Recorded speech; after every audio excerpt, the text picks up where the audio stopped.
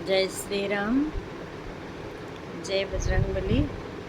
आज कुछ ऐसी ही एक कहानी और कथा जो हमारे प्रभु श्री राम के लिए है और हम उसको आप सब लोगों के साथ में बांटना चाहते हैं और कुछ पंक्तियाँ आपको बताना चाहते हैं कि हनुमान चालीसा में कितनी शक्ति है और हमारे हनुमान जी प्रभु जी हमारे सबके वो कितने प्रभु श्री राम पर अटूट विश्वास करते हैं। चलो देखते हैं, कहानी का सार देखते हैं और सुनते हैं सब लोग मिलके। जिस हनुमान चालीसा को हम सब लोग जो पढ़ते हैं, हम सब लोग जिसको पढ़ते हैं, हनुमान चालीसा मानते हैं, उसको करोड़ों लोग पढ़ते हैं और अपनाते भी हैं। रचना मुग़ल काल को टाइम की है और ठेकरी में हुई थी। जिस रात वो पूरी हुई सिकरी नाम के गांव में हुई थी। कुछ ऐसा हुआ, खुद अकबर को घुटने पर लाकर खड़ा कर दिया। कहानी शुरू होती है एक विधवा स्त्री से जिसने एक महान संत तुलसीदास उनके चरण छुए। तुलसीदास ने आशीर्वाद दिया, सौभाग्यवती रहो। सौभाग्यवती का तुलसीदास ने आशीर्वाद दिया। भाव गले पल भारी, लोग घबरा गए थे क्योंकि उस भाव से सब भरे हुए थे और घबरा गए थे क्योंकि उसी टाइम उस विधवा स्त्री का पति का सब वहीं पर पड़ा हुआ था, वो ख़त्म हो जा चुका था। सब घबरा गए कि ऐसे कैसे सौभाग्यवती का जो है आशीर्वाद मिल गया। तो उसका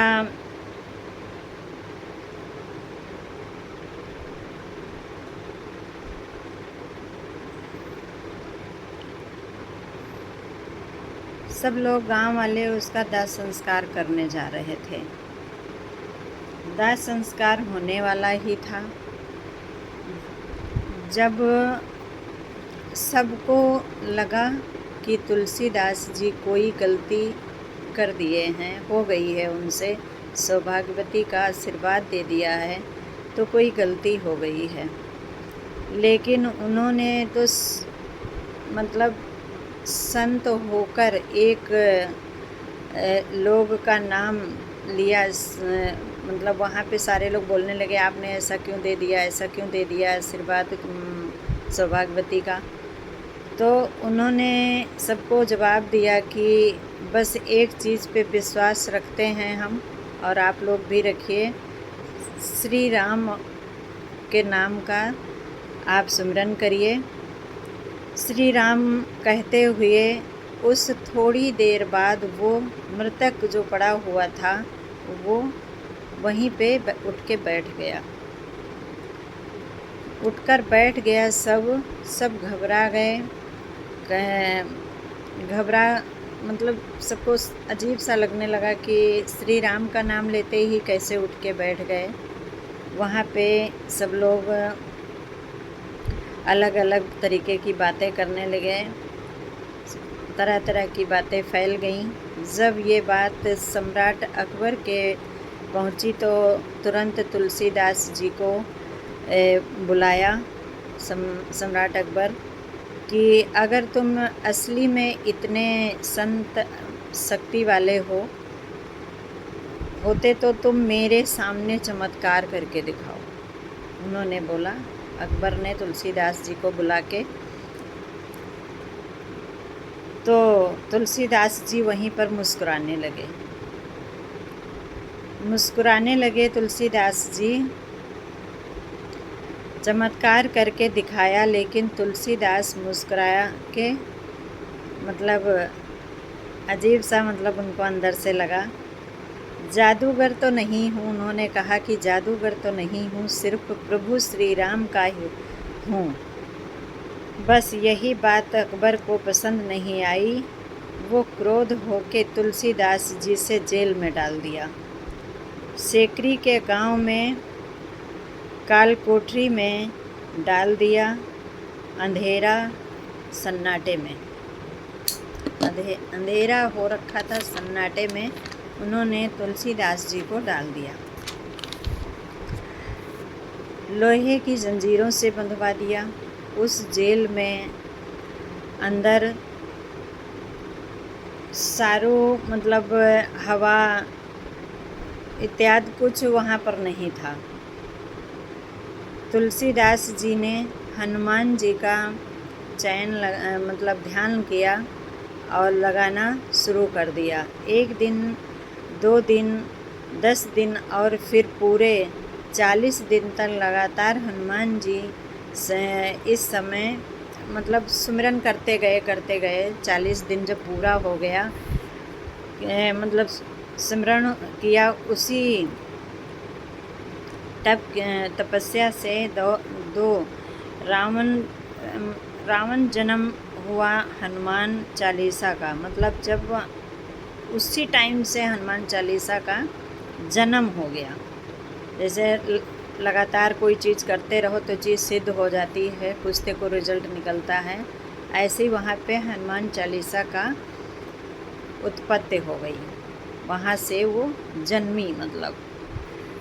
तो जन्म हुआ हनुमान चालीसा का और फिर आया 40वां दिन। अचानक फतेहपुर सीकरी में हज़ारों बंदर, मतलब उस गांव में हज़ारों बंदर आ गए फतेहपुर सीकरी में और पूरा तहस नहस करने लगे।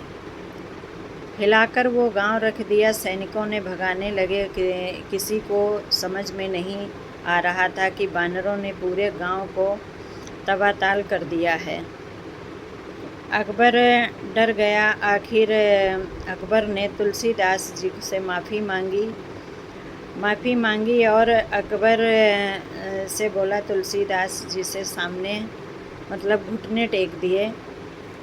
जब घुटने टेक दिए तभी से हनुमान चालीसा असली शुरुआत हो गई। वट की भक्ति की मतलब जो हमारी भक्ति असली में होती है, सबसे बड़ी शक्ति होती है, भक्ति में ही शक्ति होती है।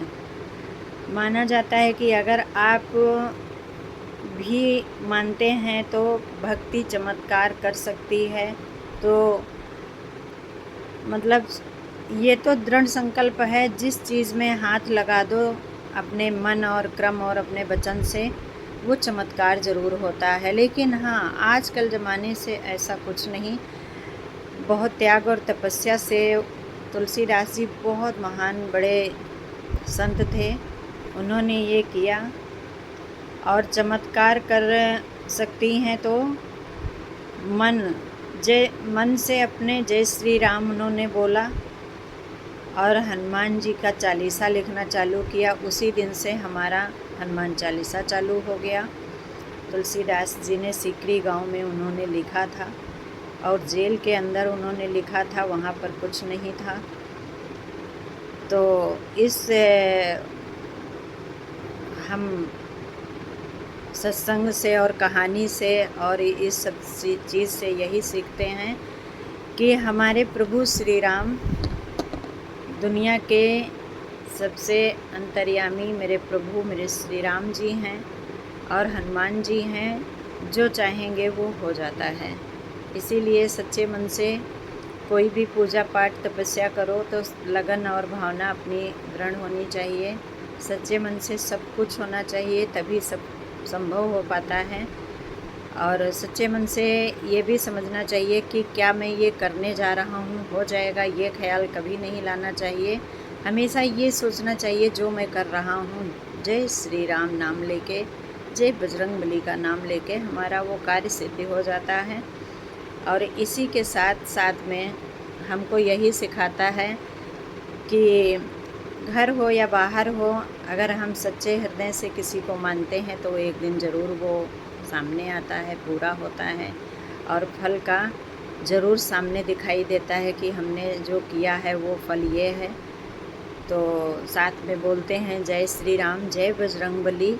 और हमारी कहानी और हमारा सत्संग कैसा लगा कमेंट में लिख के बताइएगा और जय श्री राम ज़रूर लिखिएगा, हमारे को ज़रूर जय बजरंगबली ज़रूर लिखिएगा और हमको बताइए ये कहानी आपको कैसी लगी और ये सत्संग हमारा आपके साथ में कैसा रहा। जय श्री राम।